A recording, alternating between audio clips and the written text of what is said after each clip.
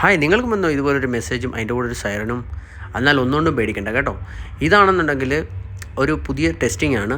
അതായത് central government telecommunication ഡിപ്പാർട്ട്മെൻറ്റും കൂടി ചേർന്നിട്ട് ഒരുമിച്ചുള്ള ഒരു ടെസ്റ്റിംഗ്. അതായത് എന്തെങ്കിലും എമർജൻസി വന്നു കഴിഞ്ഞാൽ ഇതേപോലെ നിങ്ങളുടെ മൊബൈലിൽ മെസ്സേജും സൈറനും അതേപോലെ തന്നെ ഒരു വൈബ്രേഷനും ഉണ്ടാവും. അതിൽ നിന്ന് നമുക്ക് മനസ്സിലാക്കാം ഇത് എന്തോ നാഷണൽ എമർജൻസി ആണെന്ന്.